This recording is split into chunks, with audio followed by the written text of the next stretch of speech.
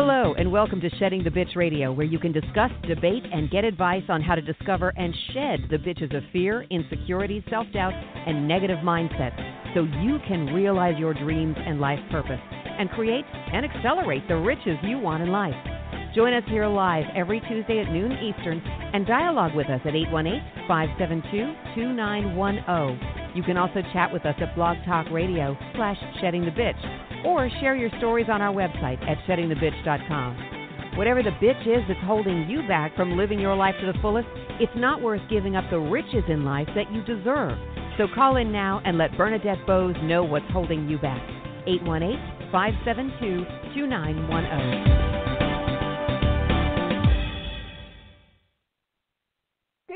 Good day, everyone. Happy February 4th. Can you believe it?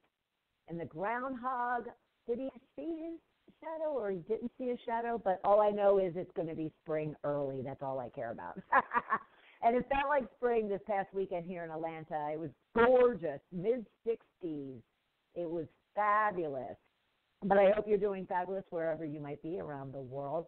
I so appreciate you being here on this Ask Bernadette episode, where we actually take your questions, stories, and challenges that you might post at Facebook, Twitter, LinkedIn, SheddingTheBitch.com, and we bring them right here onto the program and dive into them as deeply as we can. And sometimes I go very deep to where we butt up right against the hour. But we work on giving you tips, advice, sometimes tough love that you could be using immediately to help you create riches in your life. So that's what we'll talk about today, and I'll mention the questions that we'll be dealing with in a minute. I need to do a shout-out, being that it is February 4th, to my absolutely beautiful, beautiful, beautiful sister, Anne-Marie. She turned 60 today. Don't tell anybody. She turned 60 today. I can't friggin' believe it. Now, she is, as many of you know, who know me and listen to the program, I have 11 siblings. She's the sixth from the top. She's the fourth girl. She's older than me. But she's an absolute sweetheart and just is living life large with her husband and her kids. Her kids are grown. So now she's an empty nester with her husband, but she has a house down in South Florida. She has a house in Rehoboth, Delaware. Life is treating her well, and I know she'll be dancing up a storm this evening at one of the many complexes in the Villages of Florida. So I just want to say I love you to death, Anne-Marie. Happy, happy birthday. Wish I was there to give you a big hug and kiss, but I'll be seeing you soon. So that's a shout out there. And let's see, what else? We've had some great past shows that you might want to download and listen to. You can do that on blogtalkradio.com, SheddTheBitch.com, Apple Podcasts. You can certainly be downloading them there as well. Last week we talked about the power of habits and how habits serve toward you pursuing and achieving your goals. Before that, we've talked about time management hacks. Actually, it was more around attention and priorities than time management. And it included time management, but we talked about how what's more important is your attention and your priority given to anything that you need to work on, and that will help you not be so overwhelmed. We've had a conversation around my Shift to Riches formula that can help you toward your success. And went through the 5 steps that you can use each and every day to kind of combat the bitches and the riches that you have in your life. So when you know something's, going awry, you need to kind of tap into what might be creating that and, working through to discover, confront, and shed it so that you create and accelerate riches in your life. So we walked through that and kind of gave you some tools and tips as to how to use that in each and every day of your life. And then we kicked off January, which, it's unbelievable that we're 1 month down in 2020. And our Ask Bernadette episode talked about assessing your business, giving you tips and steps in regards to that so it feeds into your plans for 2020. How to podcast. I get this question a lot now, especially, I consider, and I call this Shedding the Bitch Radio, but it is streamed as a podcast as well. So there's this nuance now between radio and podcasting, and, a lot of people are getting into the podcasting world because get yourself a microphone and you can do that. But more importantly, what is it you want to talk about? Why is it you want to talk about it? Those kind of things. So you can hear a lot of great detail around that. And then we also talked about the number one most awkward interviewing question that you might receive. But you might also get it from a stranger out in the world, a date, whatever the case might be. You'll have to listen to the program that was back in the first week of January in order to find out what is that number one most awkward interview question. And again, you can download any of these programs plus the multitude of episodes and guest episodes that we've had over the last several years. And you can do that at blogtalkradio.com, sheddingthebitch.com, and Apple Podcasts. Now, today, like I mentioned, it is our Ask Bernadette episode.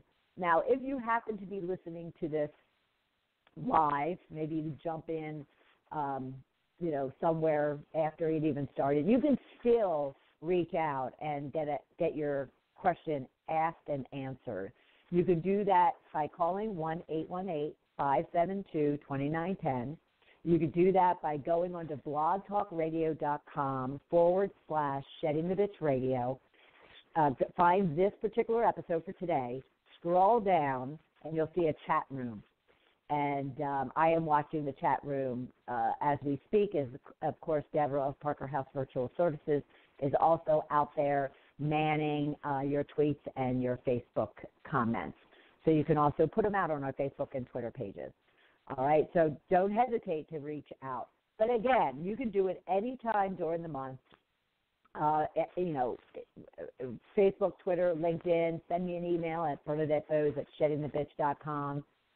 And I will respond to you immediately. I actually got one first thing this morning. I may talk about it if we have time, but at the same time, it was a kind of a last-minute phone call that I received, so we might not get to it. But, feel free to do that, and I will get you some tips and advice right away. But then we'll kind of package them up and bring them here onto the program. And you have an opportunity to jump on and say, hey, Bernadette, I want to talk to you about it, one-on-one or with our audience. And it's great to, and you don't need to share your name, but it's great to allow other people to hear what it is that you are questioning or you are being challenged with so they can learn from it too. And therefore, whether you are asking a life question, a career question, maybe you own your own business, whatever the case might be, don't tune us out because that question you think doesn't relate to you. You might find that you can still use the tips and pieces of advice in some aspect of your life or your work. All right? So today we're going to be answering questions that were related to finding qualified candidates and keeping them. Actually, this has come up in a couple of calls that I've received and discussions with some HR managers. That's an area that I focus on, so it just so happens that this past several weeks I've been talking to a number of them, and so it was kind of one of their top questions. I also had a young woman who has been in a relationship, so she wants to figure out if the man she's with is it. And we'll dive into that a little deeper. And then I had someone ask me, I thought the person was reading my mind, ask me about how to quiet the noise inside my head, is her question to me. And I totally get that. So we'll dive into all of those things. If you are out on Twitter or Facebook at any point in time listening to live, or if you've downloaded and taken us with you, always hashtag with us, Ask Bernadette, for this particular episode. You can use hashtag AskMeAnything or our usual hashtag ShedTheBitch. And we'll also kind of respond and follow that stream of thought as well. All right, before we dive into all this, we're going to take a quick break, and then when we get back, we're going to be talking about finding qualified candidates and keeping them, how to go about that, whether you have a small business or a corporate business. We'll be right back.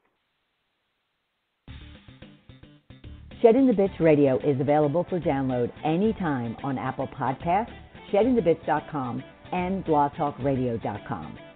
Be sure to subscribe to the program for all of the updates and announcements of our guests and show topics. I want to thank our sponsors, North Georgia Tax Solutions, who offers a broad range of tax services for small to corporate-sized clients.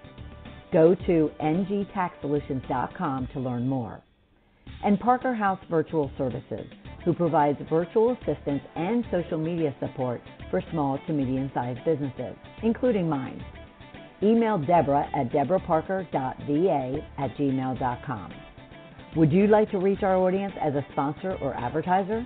Email us at mediarelations@sheddingthebitch.com. Now, let's get back to the show.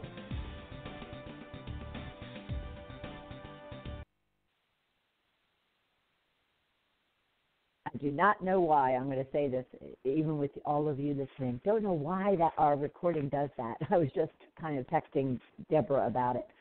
Anyway, just needed to get that off my chest. All right, we are diving into these questions. So the first one is, I am an HR leader for a medium-sized company. We have about 210 employees, and I'm finding it impossible to find quality candidates. And when I do, they bounce off to the opportunity. What are we doing wrong? Now, I found this question kind of very interesting because it actually is loaded with a lot of different things I read into things. And if you know me at all, you know that words matter to me, and I pick at things because when I hear certain things, forget about the grammar or anything like that, but I can sense there's something more to it than just a blanket question that's being asked. So this individual, 210 employees, decent-sized company. They're not finding quality candidates. And when they do, they bounce off. First time I've heard that phrase, which I'm assuming just leave for another job or another opportunity. And then she basically sums it up by saying, what are we doing wrong? And one, I want to applaud her recognition that it could be their responsibility, the company responsibility. It's not the candidates, but more so there might be something broken within the process. And that's an important thing to kind of acknowledge and confess to, so to speak, because a lot of times I talk to hiring managers or HR leaders, and they put it all on kind of the applicant. The applicant's not prepared, they're not qualified, they're not skilled. I can't believe they even applied for this job, and apparently even their resume shows that they're not. It's always, and then when I, ultimately will ask, well, how is your hiring rate? They'll make the comment, well, we're just not finding quality candidates.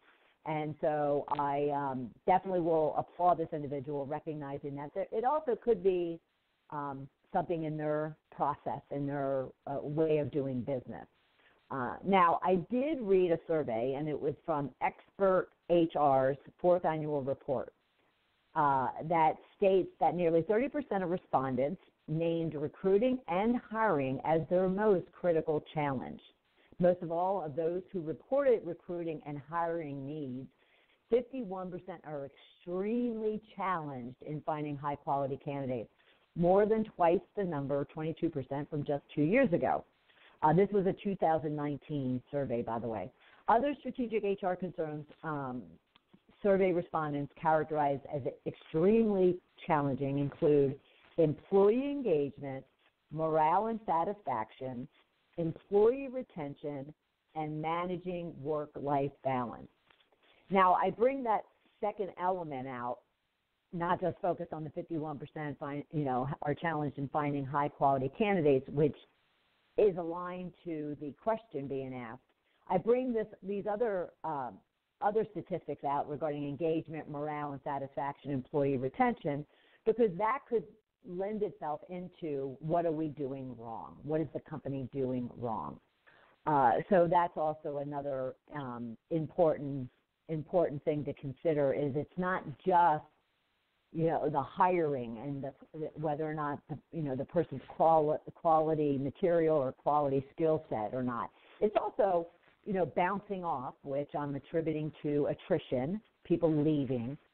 Will definitely come down to the culture, the roadmap or career path opportunities that someone's finding, diversity and inclusion, a number of other things. So let's get into, what are the first things that an HR leader in any size company, even if you have a small company, say you only have yourself and now you're starting to even hire one or two people, these processes, these checkpoints are all critical, no matter if you're 2 or 10,000 employees.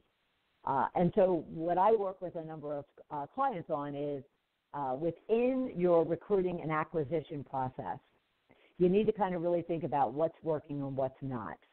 So, of course, being a coach, and I do, consult as well, but more so from a coaching perspective, it's all about asking and answering questions.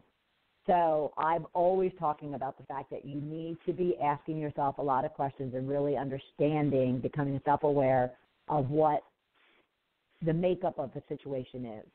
So the first question would be, is our recruiting and acquisition process working? And if it is, what are those things that are working? If it's not, what are those things that are working? And you start from the beginning of the food chain to the very end of it. So you go from, whether or not you even have the organization structure, solid in order to get the right roles, in order to get the right skills, and then therefore the right people, to then the job descriptions that support them, the role profiles, and I won't go in deep into any of these things because they're pretty hefty points of discussion, but does the profiles allow you to find those quality candidates? And that is one area where a company can go wrong if they put out this blanket job description. They list a bunch of, qualifications, roles, responsibilities, skill sets desired, yet those things don't marry to the way they operate as a culture, the way they operate as a team, the way they operate as an overall entity. And so there's oftentimes disconnect between those two things. And therefore, when they do start receiving applications, doing interviews and whatnot, things are not aligned. And it goes on, are your interviewing questions and processes where they need to be? Are the right people doing the interviewing? Are the right tools and technologies being used? Are assessments being used? What does your onboarding and assimilation look like? People only bounce, as they say. People only bounce if they're not, getting supported, if they're not getting included, if they're not being motivated and developed and, and engaged, if they're not having responsibilities that, get them excited. It rarely is it the individual themselves. I do work with a lot of individuals who are struggling with not only their performance, but their behavior, the way they go about engaging with other people. But majority of the time, people don't leave because of behavioral or even performance issues. It's mainly because of the fact that either the company, the manager, the team, they're just not getting what they need from those sources. So the bigger question is the culture. Is the culture in a state of being to actually not only attract, but acquire and then retain and grow their talent, their talent base. And if the culture is not in a good place, if there's toxic leaders, if there's, I was talking with someone earlier I had mentioned, and, there could be a disconnect between what the leadership team defines in a strategic plan and then what gets trickled down and actually operated against, and therefore what are the underlying processes and procedures put in place to support that strategic plan. And a lot of times there's major disconnects. and I mean major. So you definitely have to be, aware of that. So what can you do? You review that end-to-end process from the very beginning to the very end. And the end is to where people are getting advanced. I've reached out to some people over the last several weeks, and they're like, our attrition rate is, under 5%. It's great. Our retention is fabulous. Our development, and that's awesome. That's what I pray to hear from HR leaders and hiring managers. But you have to get an idea of what that your end-to-end process looks like. And the woman this morning said, I'm overwhelmed by what I was, kind of discussing with her, and I don't blame her. There's a lot. People think it's just, put out a job description, hire somebody, get them in and get them start working. No, there's so much more to it than that. So you have to, kind of be patient. You need to make sure all those things are well defined and put into place. Then what I always suggest is to ask the candidates what they are looking for from you. I always tell people, interviews are not a one-way street. When you go to an interview, or if you're a hiring manager or a business owner of any kind, hiring people, it's not about you. It's not about whether or not this employee is going to be good for you. You have to be good for the employee. And too often companies go about defining and executing their HR. I'll lump it under HR, but let's look at recruitment and acquisition. They kind of look at it one-sided, as opposed to saying, what are our candidates looking for from us? Now, of course, as a coach, I will always tell potential candidates, you need to have as many questions, if not more questions, for them about culture, about diversity, about engagement, about advancement, about, involvement in strategic planning or whatever the case might be, as much as they're going to ask you a lot of questions as well. And remember, I mentioned you can learn about the number one most awkward question to answer in a job interview. You can go back to our Ask Bernadette episode at the beginning of January for that question. So there's a number of things, and asking the candidates what they're looking for from you will help you. Because guess what? As I mentioned earlier, employees are not only concerned about how much money they're making, how much vacation time they get, what do their benefits look like. They want inclusion, diversity, engagement, collaboration. They want to be developed. They want to know that they have an opportunity to advance.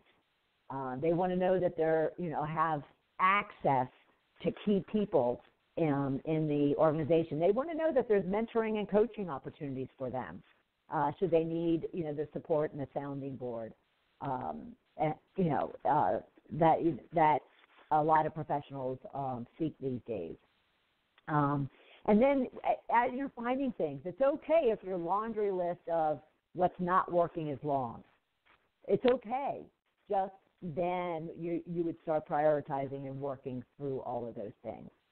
But it's really critical that it's one thing to have processes and procedures and ways of operating your business. If it's not aligned to the culture and to the business objectives and the strategy and the vision for what the company at the top is kind of directing the organization towards, then no great system is going to get you the quality candidates and the retention that you're looking for. So the work really goes into making sure those two things are aligned. Okay? I hope that was helpful. Oh, let me just take a look real quick, just in case there's any questions. Let's see. Okay, so I'd love your feedback. I'd love your comments in regards to those talking points. You can do that on our Facebook Shed the Bitch page or Twitter. I'd love to be able to get some feedback to you, just take in your comments, and or if you're looking for any additional, more deep dive into this question, then feel free to reach out to me, even directly, Bernadette Bose at sheddingthebitch.com. I'd be happy to talk to you more about it. All right, we're going to go right into our next question before we take a break. And it is, I'm in a relatively new relationship, little less than a year. I really care about this guy, love being with him, but I'm not sure I am in love with him. I don't want to waste time or string him along. What can I do? Now, I'll be the first to tell you, I am not your, love guru relationship coach in any way, shape, or form. There's a lot of experts out there, and I certainly am directing this individual to one or two of those in my network. But I will share with you my thoughts in regards to it, because relationships are relationships, and understanding and knowing what it is that you want is really the foundation of this question. It's really, kind of goes back, it always goes back to you and you understanding who you are, what you want and what you don't want, what's important to you, what's not important to you. We won't go through all of that list of questions that I always give you when it comes to evaluating, assessing, and learning about yourself, discovering who you are. But keep it in mind as we do talk, because it's one thing to have a good-looking guy across the room that you've been spending a lot of time with, that you are even deeply involved with, and yet you feel kind of unsure. And I won't go as far as saying empty, but you're feeling unsure about it. So it really is going to come down to you needing to figure out kind of who you are and what it is that you want or don't want. But I need you to keep something else in mind too, especially when it comes to relationships of any kind, whether it's siblings or parents or loved ones. You can change yourself, and that's what this is about, right? You can change yourself. Don't think you're going to change that other person. Don't think that, in any way, shape, or form, whether you are just starting to date, whether you're at this point where you're questioning where it's going, whether you're 5 years, 20 years into a marriage, don't think you're changing them. It's you that needs to change in some way, shape, or form, and that may be even looking at them and considering who they are and appreciating that and accepting that. Because you're not going to change somebody else, no matter how much you kick and scream and even demand it from them, or it's over. It's just that's not the way that you're going to want to go about it. So this is all about you discovering who you are and what it is that you want. And that's really kind of the basic question you need to ask. And get out of your head onto a piece of paper. Excuse me. So as I always talk about journaling, you really want to kind of put in black and white what it is that you want in a relationship. How do you define a relationship? And then you can, once it's written out and you're being raw and honest about it, then you can kind of sit there and assess your feelings and your experiences and encounters with him against what it is that you want. Now, one thing that I came across a while back, you probably have too if you're into pop culture and all, but I came across it was a red carpet interview with Jessica Biel, the wife or her husband, Justin Timberlake, the actress, Jessica Biel, obviously Justin Timberlake, the singer, and she was talking to the host in regards to the relationship. And if I was to sum up kind of what this young woman who's questioning her, how her feelings for this gentleman, if I was to sum it up, I just loved what Jessica responded to. She said there wasn't anything, really putting anything on the line. We were just hanging out. I think before we got married, that's when I was like, oh, yeah, this is the person I want to be in the boat with when we hit the rapids. Because we're going to hit the rapids, and we're going to have to hold on tight. Can you row? Because I can row. I think you can row. Let's try this. I thought that was such an interesting analogy that you used, and not only the analogy, but even the kind of the dialogue that then, whether it was really taking place with Justin or just her internal. But here she, finally kind of came down to understanding and realizing that this is a guy that she wants to be in the boat with. And, and be in the boat when the rapids hit, because they will hit.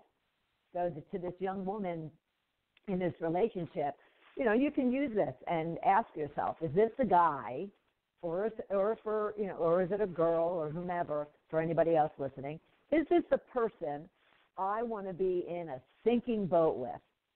And will he save me? Will we go down together? Will, I trust him? Will I give my life to him? Will I give my heart to him? Because I know that when we do hit those rapids, and we even hit the highs, we're going to be holding on tight to each other. And, can you row? I can row, can you? And why don't we do this? So I just, kind of when I came across that again, I thought that was a great, simple thing that you or anyone that you know who's questioning their relationship with someone, even a friend. Many of us have friends, and we're wondering why. Why is this person in my life tormenting me? Or, why is this person in my life and I'm not really giving anything special and I'm not getting anything from it? So you could also use this analogy for that. But let's start with the basic in answering this question for you. What or how do you feel when you're with that individual, when you're with him? Are you feeling happy, joy, peace, security, stability, love? Define love for yourself. Love, it could be a friend love. It could be a intimate, deep, not hurtful, but, just deep, ingrained love. Or do you feel insecure? Are you, unstable? Do you feel the relationship is? Are you self-conscious or stressed out about it? Are you truly yourself in this relationship? And that's a hard question to answer, because most of you right now are probably going, of course I'm myself. What are you talking about, Bernadette? I can promise you, it may pop up as if, no, you know what, I'm not being myself. I dated someone for about a year, a little over a year, and this guy was a perfect guy. He almost was close to being, almost like priestly. And I was in a state of being at this point in time. I was in my early 30s. And I really did not like myself. I was very ashamed of myself. I was just in a bad self-love place. And I said, no way is this guy, who I knew would be the best friend, the best husband, the best father. And I thought, no, I can't. I just can't. After like a year and a few months, I was like, I can't do this. I can't hurt him and drag this on, just like this woman feels like she's experiencing, because I was not myself with him. I wasn't, and I didn't feel confident and comfortable sharing who I really was and what I really was and what I did and didn't do, and some of the encounters in my life and some of the situations I put myself through. He knew nothing of any of that, and yet that's who I am. I could tell you that today. So I'm just waiting for the guy to come in my door, because I'll be an open book and just like I am today. So I know who I am today, and I know I'm my authentic self. So when I ask you to consider this for yourself, it's the question that you really need to answer is, are you who you are meant to be with that person? Now, I'm not saying it's going to be all of you, because especially if you're young like this woman appears to be, there's a lifetime of growing, a lifetime of changing. both of you are going to go down different paths, yet love is that you come back, you're always there together in it, but you give each other the space and the room to allow each other to grow and to change and to find new passions and goals, and yet come back, aligned with each other's, heart. So you really need to ask yourself, are you able to be your authentic self when you're with him? It's great if he's your best friend, a confidant, a guide, a partner, a teacher. And so you ask yourself, is he all of those things? And if you are answering no to any of this, you then need to ask yourself, why do you not feel those things toward him? And that might answer the question. Relationships aren't about the fact that you're sleeping with him. Relationships aren't the fact that you spend a year or so with him. Relationships and a life of a relationship is, are you willing to be in the boat when those riptides come in? So just ensure you're really, delving into a lot of the questions and the emotions that love brings into a relationship, into a partnership, into a life between two people. You could get really basic and say, okay, are goals aligned? And there's nothing worse, especially if you've been in a relationship for a year. I would expect you've talked about each other's views on marriage, on children, on money, on religion, on politics, God forbid, on like all aspects of your life, on careers, on after children, careers, and you've determined very basically, that's like the basics. Yes, I agree with them on this, not on this, but we can compromise. No, we're not aligned here or here, here, here, here, here. Well, this might not work. Those are the basics. The emotional piece of it, the authentic piece of all these questions is where you really need to sit with. All right? Okay, we are going to take a quick break. When we get back, we are going to talk about quieting the noise between your ears and how to go about doing that. We'll be right back. Shedding the Bitch Radio is available for download anytime on Apple Podcasts, sheddingthebitch.com, and blogtalkradio.com. Be sure to subscribe to the program for all of the updates and announcements of our guests and show topics. I want to thank our sponsors, North Georgia Tax Solutions, who offers a broad range of tax services for small to corporate-sized clients. Go to ngtaxsolutions.com to learn more. And Parker House Virtual Services, who provides virtual assistance and social media support for small to medium-sized businesses, including mine. Email Deborah at deborahparker.va@gmail.com. Would you like to reach our audience as a sponsor or advertiser? Email us at mediarelations@sheddingthebitch.com. Now, let's get back to the show.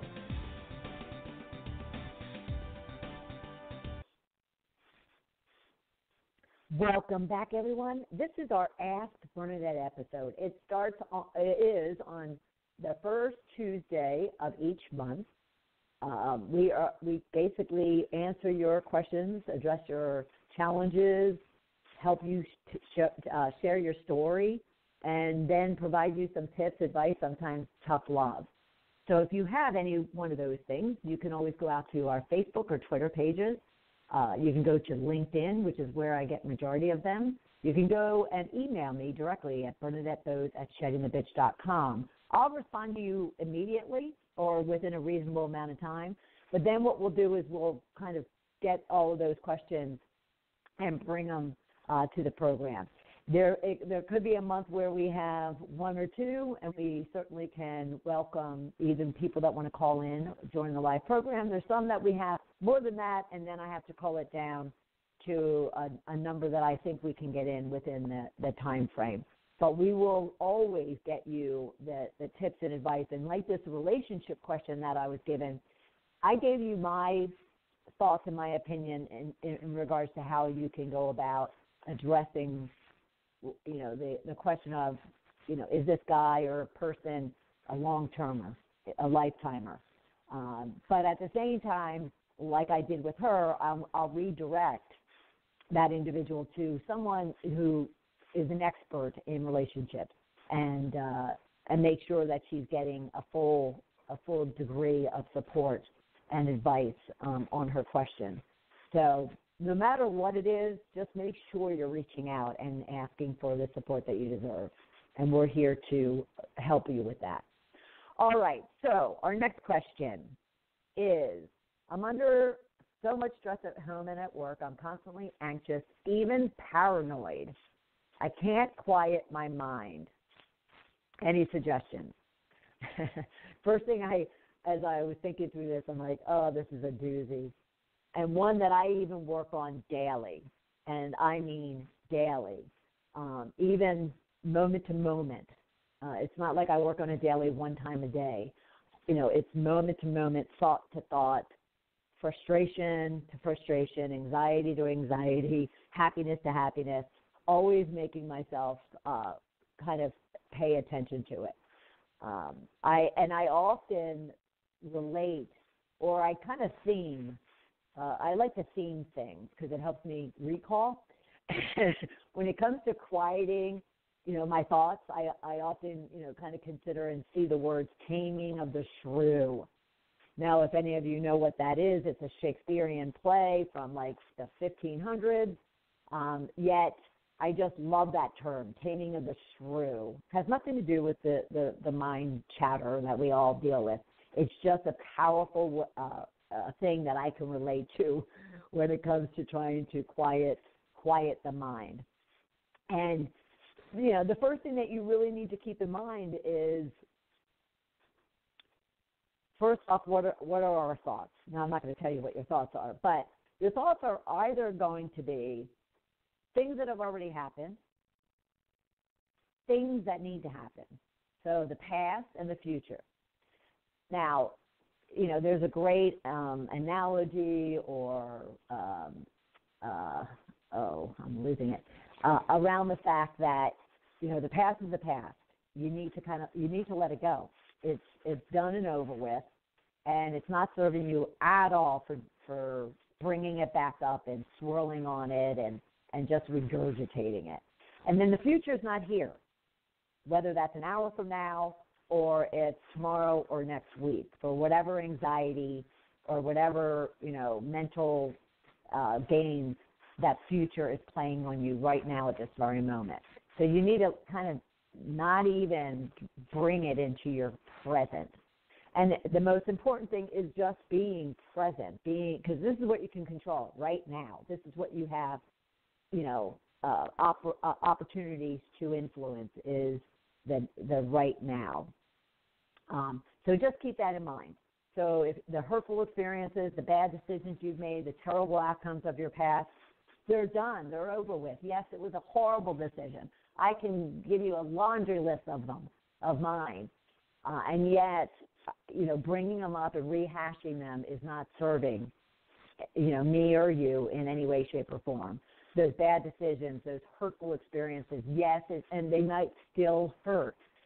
It's a matter of finding ways to kind of let it go, finding ways to just go, okay, so yes, I felt hurt, and now I'm working through that pain in the present. But the key is that you're working to kind of put it where it is, and that's, in the past. Now, one thing to really, and this kind of made me have an aha moment, when I really thought about the fact that none of us toss and turn at night when we consider beautiful things in the world. When our life is wonderful, we don't toss and turn. We fall right off to a blissful sleep. And actually, I was considering this when I was reading my daily devotional. This was actually a few weeks ago, and I was reading it, and it was also talking about how many, I'll call them spiritual, religious individuals, they only really kind of bring God into the picture when they're struggling and when they're, going through something painful, something hurtful, something, traumatic, whatever the case might be. Yet it's in those times of when we're really happy and joyful and peaceful and grateful and thankful, do we want to also, not one or the other, but also bring him in and really kind of, welcome him into influencing, what's going on in your life, at any point in time. Deborah and I were actually laughing about it before we got onto the show. The fact that, it's kind of funny, that God laughs at you when you think that you're in control of what's happening in your world and what your destiny and legacy is when it's, he's in total control. If you believe in God and if you have any, leaning toward a being such as he or she, and so it's very much the same thing. Is we don't toss and turn when wonderful things are happening in our world. Why are we allowing ourselves to toss and turn on things that we can't do anything about at that moment in time? And especially if it's of the past, it should be of the past. And if it hasn't happened yet, then what we need to really, really, really, really, really focus on is right now. So we leave all those bad decisions, hurtful experiences, terrible outcomes behind us. We put away the to-do list. We put away the money issues we have to deal with, the demanding boss that's going to be knocking at your door tomorrow morning at 7 o'clock. You put all that aside, and if you really want to quiet your mind, let's first of all use all of that for when you are in bed trying to get to sleep between 10 and let's say 6, and practically look at this, because this has helped me tremendously. Over the last, I would say, 6 or 7 months. And so even for me, it's so new. Is I looked at, 10 to 6 at night when I'm supposed to be sleeping. And it relates to this individual's question about, the chatter that we have. There is absolutely nothing I could be doing about any of this stuff that I'm dealing with between 10 and 6.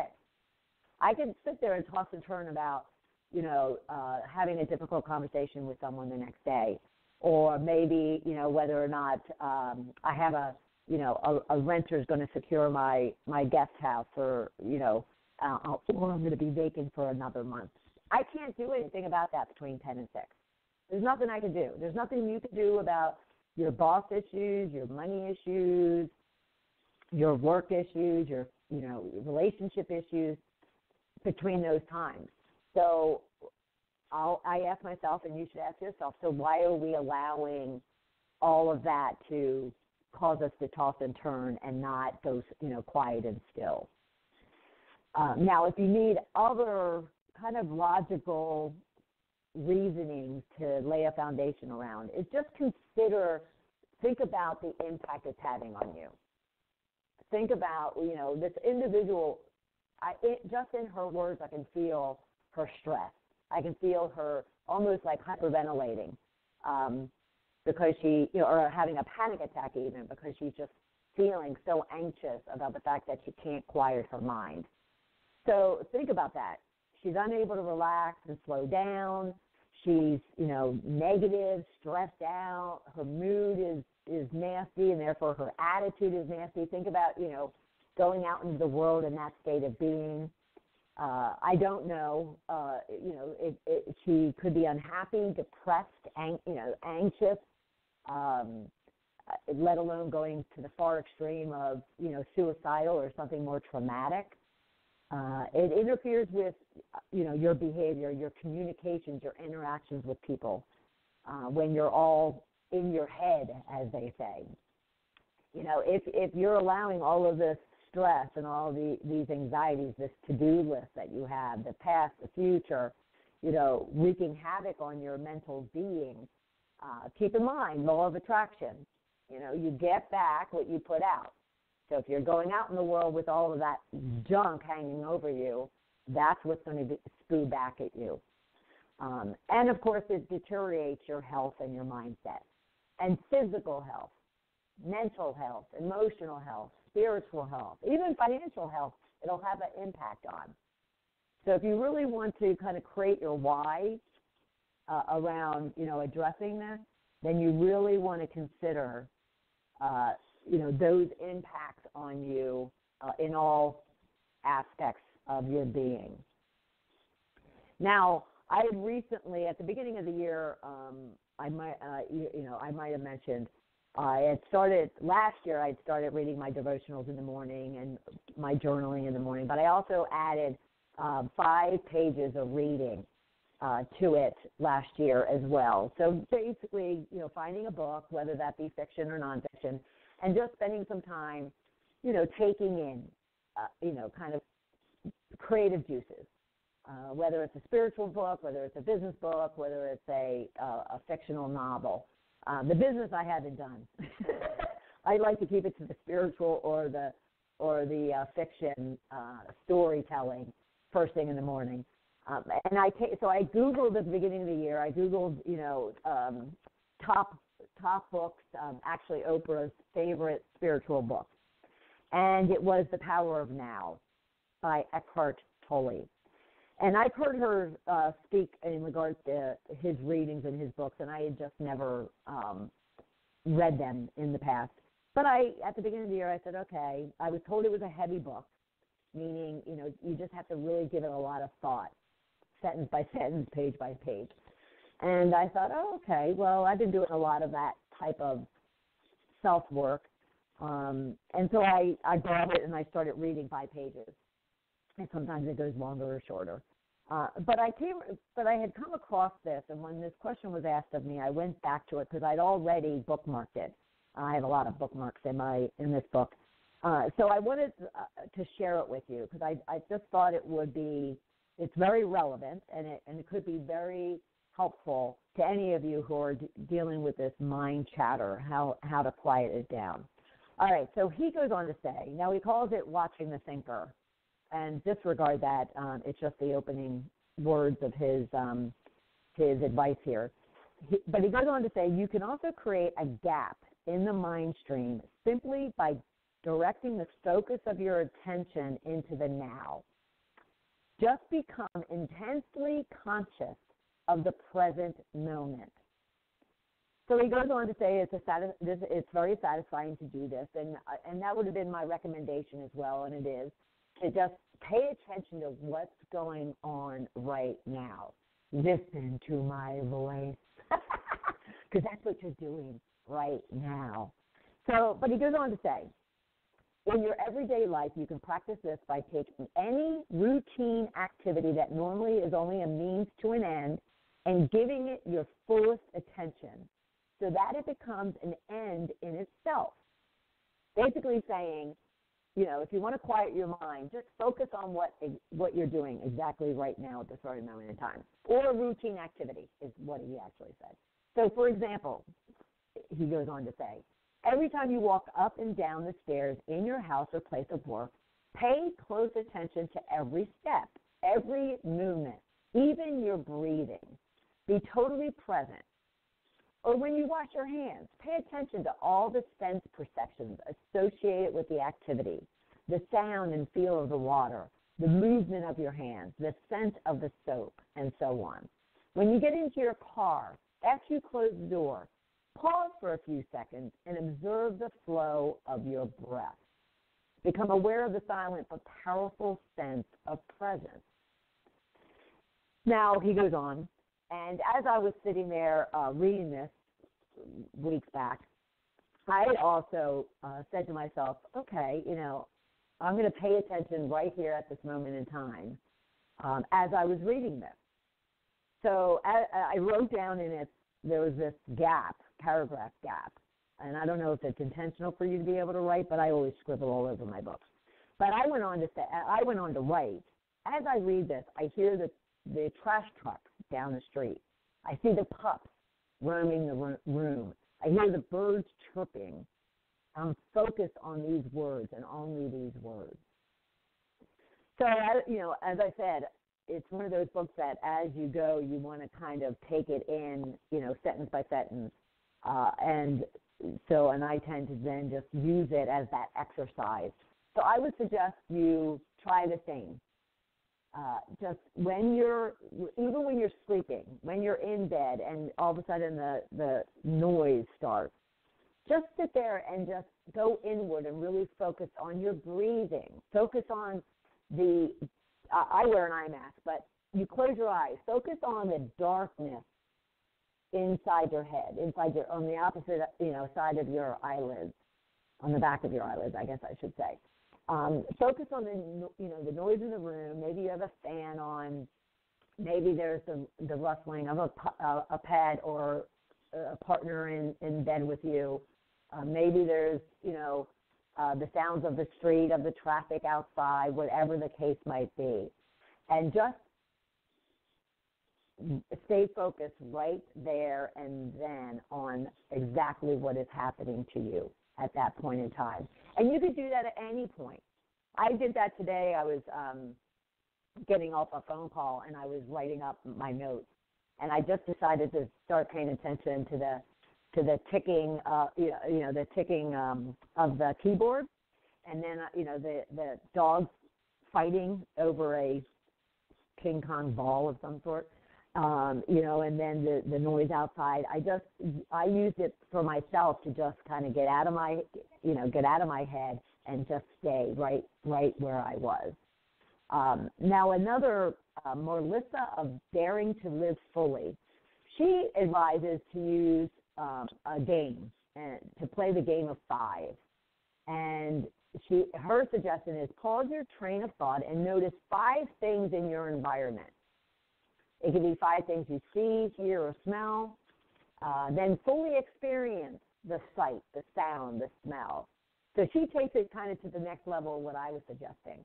I was just observing, kind of the sound and the darkness, behind my lids. But, is there a smell in the air? Did your dog fart or the person with you? But just take all the senses in along with it. Now, other suggestions would be you can certainly meditate and go inward that way. And I'll throw out there, I'm not, being paid for this, but I've talked to you about the Deepak Chopra and Oprah meditation journeys that they have, and they just started one yesterday. Perfect Health, it's all centered around. So you can go to chopracentermeditation.com and, jump in on that. It's, they're short meditations. They're great to kind of just get you thinking, ground you in, kind of a train of thought. And then it goes silent with some chanting music in the background, which is lovely. And it gives you an opportunity to just go inward and be present and be now. You can go on and read. You can pray. You can recite a mantra. I should mention you can use apps for meditation, Calm, Headspace, and there's some other apps. You can dream consciously. And what do I mean by that? Instead of thinking about your to-do list or the thing that happened yesterday or the bad decision you made, create a story, create a movie in your head. I can tell you a number of mine that I use on a regular basis. And, so when you close your eyes to put out all the other thoughts that are going on around you, start creating a story that you can even build on night to night. And you look forward to kind of getting back into that, even if it's conscious, getting that into that state of being and, kind of telling your story and creating this world in order to quiet the mind. The key is to work to be present, to be in the moment, to be now, and not allowing all those other things, whether it is the past or the future, intruding on that. And that should allow you to quiet your mind and all that chatter. It's helped me tremendously. And like I said, only in the last, 6 months or so have I really gotten, I'm not a master of it at all, but I have definitely found to where it has some significant impact. So those are some tips, advice, and sometimes tough love for you for our Ask Bernadette episode. Please share any time of the day, week, month, your story, your question, or challenge, and I would love to help you out with it. So for everybody here in the Shedding the Bitch community, I want to wish you a very prosperous week, and I'll look forward to having you right back here next Tuesday at noon Eastern Time. Thanks, everybody. Thank you for listening to Shedding the Bitch Radio with Bernadette Bose. Join Bernadette every Tuesday at noon Eastern as she helps you shift your bitches to riches. And the dialogue is always going on at sheddingthebitch.com. See you next week.